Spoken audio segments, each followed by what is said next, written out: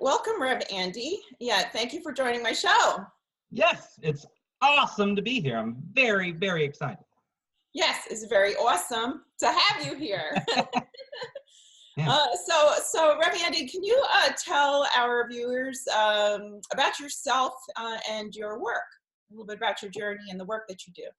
Yes. Well, I am an independent minister, which means I'm a minister. So I help people develop personal relationships with God, Tao, Source, Spirit, whatever you call ultimate reality.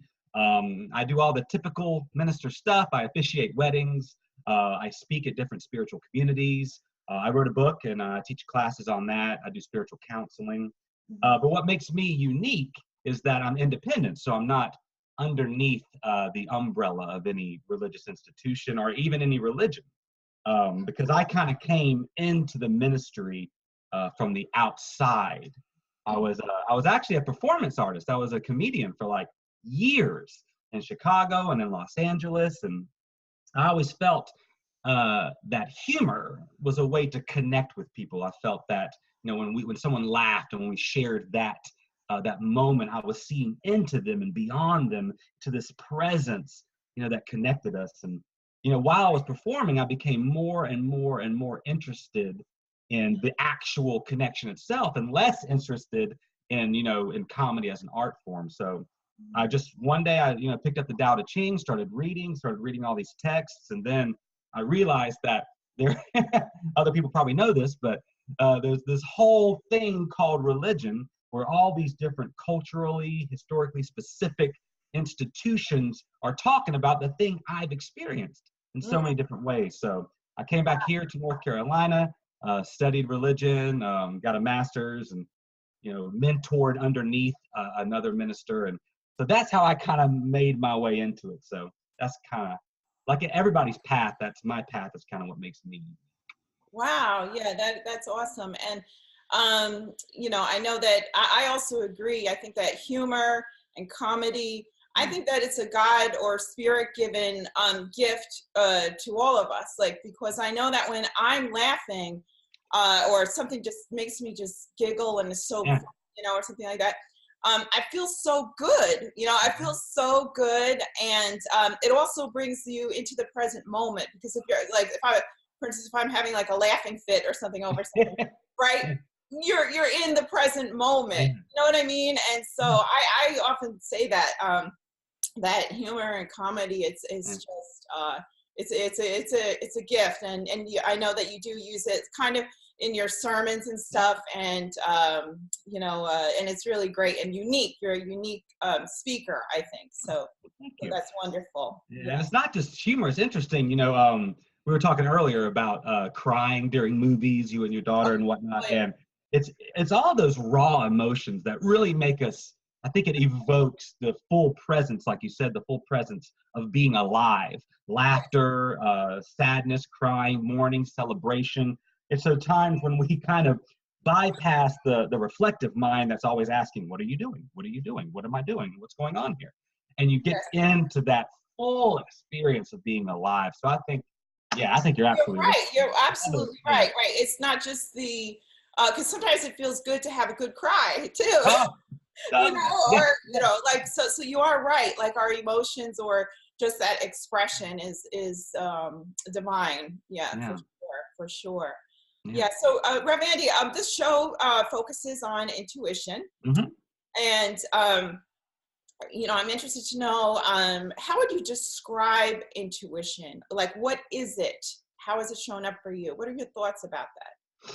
Well, I believe intuition is the practical expression of what I would call revelation or spirit's presence in our life. Of course, what this thing we call spirit or God, what it really is being itself. It's the ground of all reality. So we're experiencing it all the time. But there are certain moments when we feel that presence move through us. And I think that's the way I would describe intuition, is in those moments where you feel that presence guiding you in a very practical, pragmatic way, whether it's artists talk about intuition a lot, whether they're painting, singing, creating something. It's interesting, I had a plumber come and work on my pipes, and there was this, I don't know, it's like the way the pipes were broken or whatever, but he said that he was working on it and couldn't figure out, what was going on. He went home that night and he dreamed about it, and came back the next day and says, he almost described it like a revelation. He said, I saw the problem, and in my mind, I just fixed it. And I mean, this is a plumber. So, I mean, he's having a moment of intuition where he's in a place where it's like crying or laughing, where spirit just moves through and it activates in a very, very, very practical way. So I think that's how I would describe what intuition is. Yeah, I mean, I know for sure that that's happened to me, where literally, and I think it's because our sort of regular mind or whatever, our daily is kind of asleep, and so it can come through so many times through a dream or just in the middle of the night. How many times have you waken up in the middle of the night like, oh, now I just like something? It's an awareness or a knowing for out of nowhere, you're just like, I just know, and I would also describe it like that as well. I mean, but it's just like an inner knowing that even if the outside doesn't match, or there's no real logical reason to know this, that you just know it, Oh, I love that term knowing, because it describes so much of what that is, that in this moment, it's not that I know here, it's that I know here. Yes. And it's a knowing that comes out.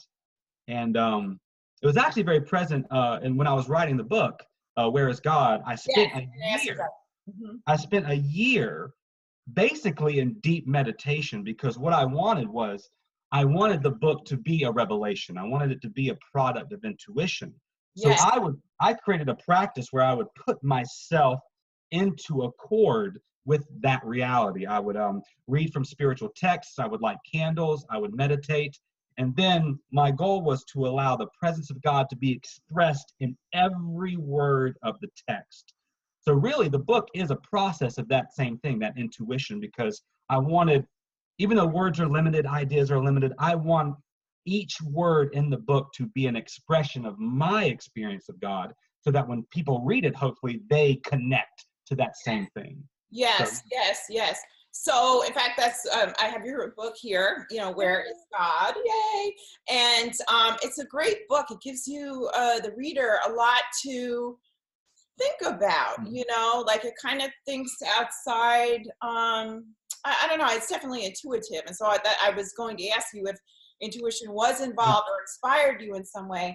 And that's amazing that that you actually made a conscious choice, which is another thing too. I think if you ask spirit or whatever for the guidance, for the intuition, and you're just open to it, it will come. Yeah. Don't you think? Yeah. Oh, absolutely. In fact, that's really what spiritual practice is all about in every spiritual tradition, or even if you're not in a religious tradition itself, but in the morning you go out and you take a walk in nature, or you have a certain practice or a certain ritual. I think those spiritual practices are all about putting yourself into accord, finding that activity that opens you up to the full experience of being alive and to the full experience of being God. Freudian slip, I said being God, but that's actually being God. So I think we all have, and I talk about this a lot in the class I teach on it, we all have those practices, whether it's, I heard someone talk about swimming. I swim 3 times a week, and when I'm doing that activity, I feel that everything in life is good and is informing me and is in harmony. For some people, it's nature. For me, and I think we kind of share that. We talked about that earlier. For me, it's reading, contemplation, writing, it's studying. In the Hindu traditions, they call it Jnana Yoga, Jnana, Jnana Yoga, which is the yoga or practice of contemplation. So I think we all have those moments where we feel that God or spirit is speaking to us, or that it's available to us in a way. And all practices is putting yourself in to that reality as much as possible, and making a discipline out of it, saying that this is just as important, if not more important, than everything else I do because it informs everything else I do. When I walk in the morning, I find the rest of my day is also being informed by that same reality. I work Right. better, I parent better, I eat better, I sleep better. So, I mean, I think that's what spiritual practice is, pretty much. Right, right. And I find that if I do not, or somehow if I slip up and I don't do it like for a few days, something like that, I feel it, Yeah. I'm just like like a mess. Like it's like I look forward to my spiritual reading and writing. I do it every morning and every night, every evening for sure. No matter how late it is, I have to read. I have to listen to maybe some meditation music or something like that. I have to do it. Otherwise, if I slip for a few days or something like that, I'm just totally off the rails. Like it's like not good. Yeah, I feel the exact same way, and sometimes I forget that I'm not doing it. Like, I meditate every night before I go to sleep as well. And because sometimes I'll be tired and I'm like, I just want to climb in bed. And if I do that, like you said, if I do that for a couple of days, I'll be like, why do I feel so disconnected? Why do I feel so grumpy? Why do I feel this way? I'm like, oh, because I haven't been taking the time and putting the conscious effort into returning, to that space, returning to who I am. It's like I love the metaphor of the well. It's like digging a well. The water's there. Spirit's always there. God's always here in its fullness. But you have to do the digging because life has a way of piling dirt on, and you have to constantly dig down a little bit every day and open up the well and allow the water just to pour through your life. Right. Yes. Amen. Amen. So it is. But so Reverend Andy, how would you describe some of the main concepts found in your book? And the one that really interested me was the idea of the spiral and the concept that we're kind of, well, you could describe it, but things are really passing around us or through us, and we're always, I don't know, if you could just explain that. That was so interesting, and I want to understand more about it. So, and I know that you're offering a class on this book, but we'll get to that later. But I wanted to understand more about your thoughts, or that intuition, that channeling, or whatever it was that made you aware of that concept. If you could explain. Okay. Well, the book is a beginning, or it's an introduction to what not I call, I mean, people call this name has been used before. It's a systematic theology, which means because I have pretty unique ideas about God and about creation, I wanted to sit down and begin to create a theology of my own. What do I think about these things? So in this introduction, it's pretty short. I mean, the book's only like 70, 80 pages. It's pretty short. And and that took a year of blood, sweat, and tears. But so I decided to cover some of the topics that I thought were most crucial to theology and to spiritual development. So I talk about time and eternity, creation, religion, suffering, spiritual practice, and death. So those are the primary topics. But the spiral, that image, and it's weird, if you look on my website or some of my things, I use the spiral as an image a lot. And that image has actually followed me for years and years and years. And I didn't know what it meant until I started writing. Wow. So what I wanted to find out. What do you mean that it's followed you? That's interesting. The spiral was, I mean, it's, I was an intern minister at Journeys, a spiritual community headed by the Reverend Bill Turner, who's amazing. He speaks at Unity of Greensboro now weekly, so check it out. But the symbol there was a spiral as well. I had seen it come up in other places. And so in writing about creation and specifically about time and eternity, I wanted to find a way to express the relationship. What is, if you want to know what God is, if you want to know where God is, you have to understand time and eternity and their relationship. So what I did was, I said, okay, well, what's the Western view of time? How do we see time? And it's a timeline. I don't know how you're seeing me, I might be backwards, but we begin and we're born, and then we exist on this line, and then we die. It's kind of this directional view of reality. And we see ourselves as a dot moving along it. So I am moving along time. It's Thursday, it's Friday, it's Saturday, it's 2018. So I am moving toward death, and that actually informs eternity as well. Most people believe that they die, they transcend to another plane, and they keep going. That's different than an Eastern view of time, which is circular. You know, you're still the dot here, but you're moving along a circular timeline. And it's a constant revolution of births and deaths. I am born, I exist, I die. I'm born, I exist, I die. And that's where the idea of reincarnation comes from. But it's not just about physical death. I mean, we experience this cyclical form of time all the time. Guess what? It's December again, but it's December of a different year. So we constantly experience this birth and death all the time. You know, Or that morning, dot yeah, in the circle, right? Okay, yeah. yeah. So we are moving along. Like, okay, it's morning.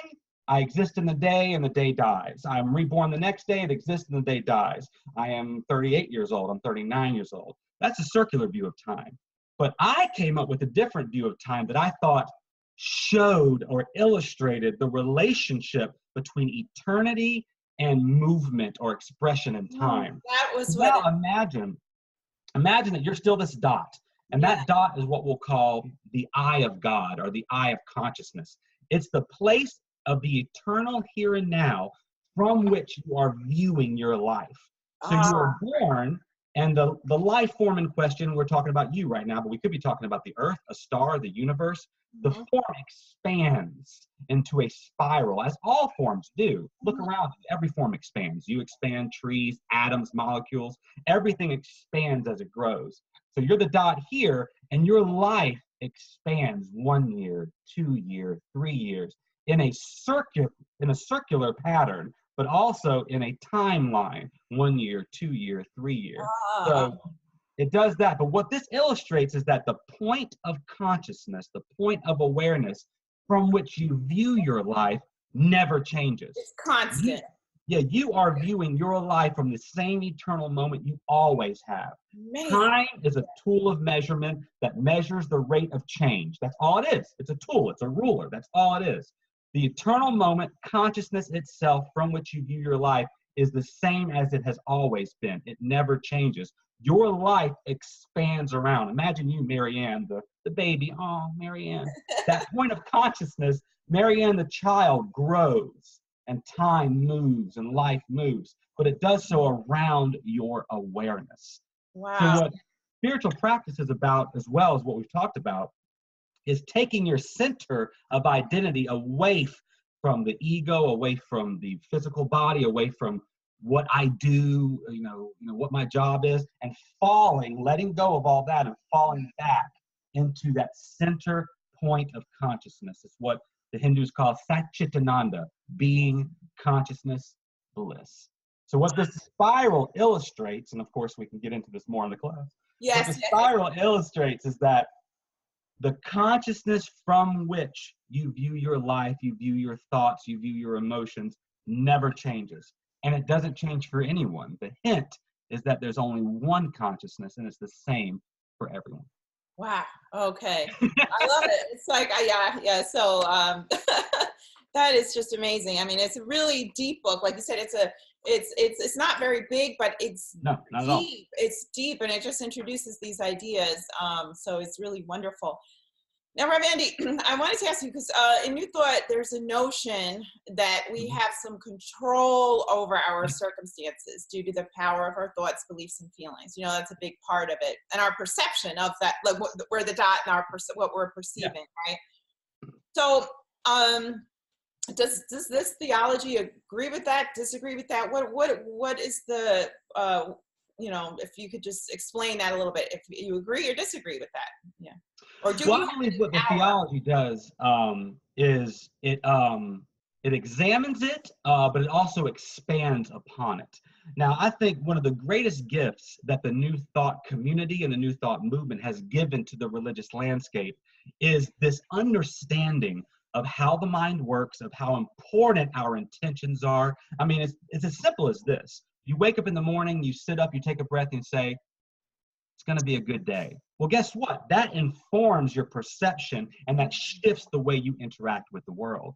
But just like a lot of different religious traditions, there can tend to be an overemphasis on certain aspects of a theology. Mhm. And as you mentioned, that aspect is control. Mhm. The reality is that we have a certain amount of control over our intentions. Okay. What the Buddha calls it is the aim of the arrow.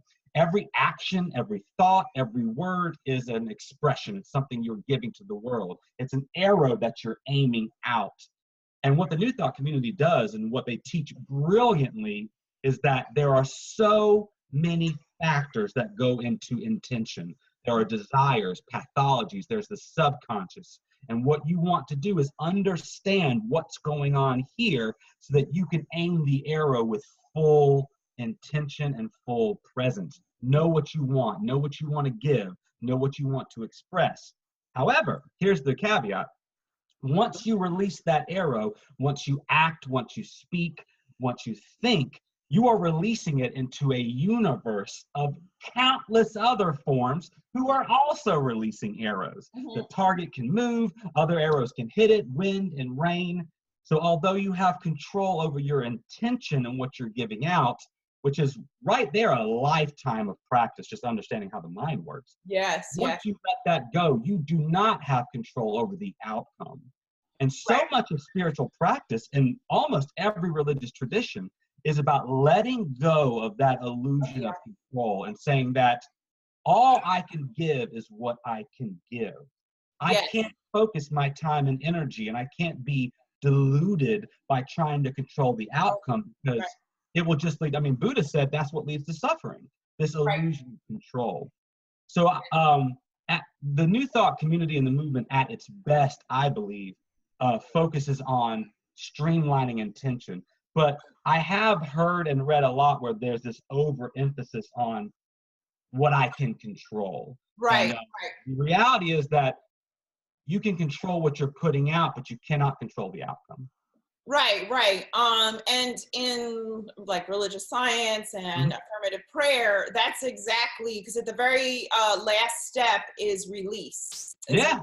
releasing into the universe, and you know for yourself whatever's done, but you release it. That's actually the last step in affirmative prayer is to release it, and there's an element of surrender. Oh, Yeah, so you can only control you're like you're saying you can control your intentions and your thoughts to a very high mhm. degree, but once it's out in the universe or intelligence knows how to make anything happen, or it's not up to you to say, well, this Mhm. this has to happen. You Yeah. just intend, well, like you said, intend to have a good day, Yeah. intend to write a book, intend to feel source, even though Mhm. it's there, like you have that intention, and the universe or the intelligence, knows. It's not for you to know Yeah. necessarily, because but that's exactly, on par with well, religious science and Yeah. a prayer. And that's really what faith is all about. I mean, I always say it like this. Do you want to have the best life you can imagine, or do you want to have the best life that life has to offer? You Right, know, because you know, we ours. spend yeah, we spend so much time trying to create.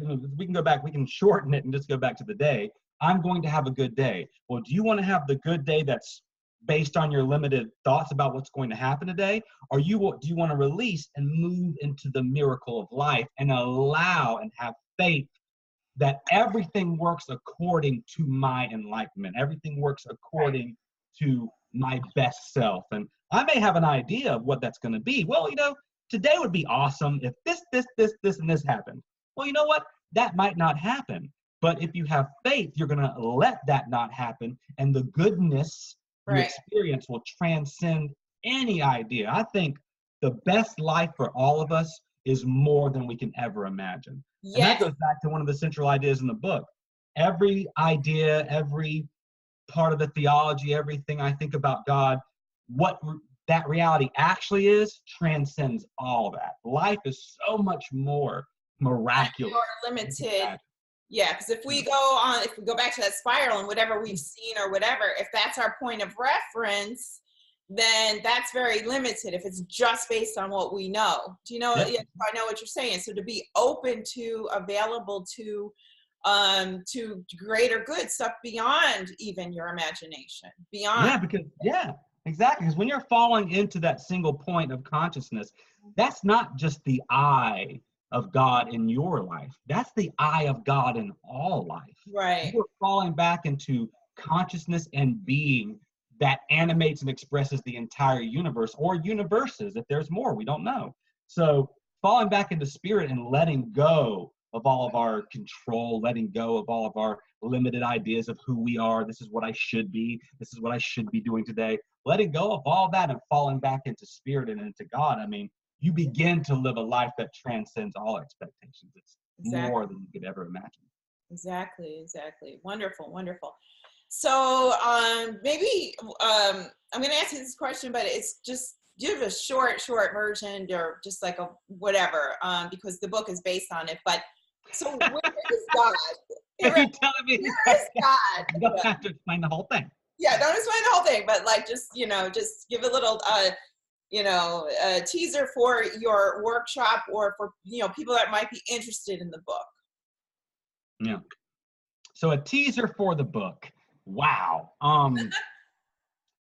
The teaser for the book is theology, this contemplation on ultimate reality, this faith-seeking understanding, as St. Anselm of Canterbury puts it, is so much more important than we realize. Understanding and seeking to understand what I am experiencing and what I know is transformative. When we go out into the world, our beliefs inform everything we do. Our understanding of how the world works, what is my place in it, what is my purpose, what is the meaning of life, that informs everything. The purpose of the book is not just my ideas on what is actually happening, it's intended to challenge your ideas on what's actually happening. God, I mean, the title of the book is Where is God? Well, God is everywhere. Yes. God is in your suffering. God is in your sadness. God is in your happiness and your joy. God's in your children, and God's in the man who's taking out your trash, and God's in the plumber who just had a dream. And by getting into that reality and asking that question, where is God, our thoughts and our ideas and our beliefs begin to expand to match that. So the point of the book is twofold. One, here's some things that I think about God. Two, and more importantly, how does that question drive your ideas about God? Asking, where is God? What is God? What is happening to me now? How does your experience of the transcendent and of ultimate reality inform those ideas? And most importantly, how big can those ideas actually be? Right. Was that short? Well, yeah, short enough. Awesome. Okay. So we're running out of time here. So I just want to give you a chance to tell the viewers how they can connect with you on social media or whatever, and about your latest projects, if you would. Yes, well, Andy Ross Ministry is the tag. You can find that anywhere. The best place to go is andyrossministry.com. I have a calendar there. I speak once a month at the Triangle Center for Spiritual Living here in Raleigh. I speak at other institutions as well. I'm actually teaching a class on the book starting, Monday in January, maybe the third Monday or the fourth Monday, maybe the third. It's on the calendar. Yeah. 6-week class on the book. I post everything on Facebook as well. If you go to my website, andyrossministry.com, there's a Facebook link, or you can just go to Facebook and search Andy Ross Ministry. You'll find me. You'll see this face. So the website's the best way to find stuff. You can watch videos of sermons if you don't want to watch me, which I don't understand why you wouldn't. You can listen to them on a podcast. So andyrossministry.com is the best place to find everything. And again, the class starts, I believe, the third Monday in January. Yeah, I think it's on the calendar on the website. January. Let's see here. I believe is it the 21st? Yeah, 21st, I believe. Yeah, it starts. Let's just say the 21st. So. Yeah. Wow. So thank you so much. It was a pleasure speaking to you, and thank you for the work that you're doing.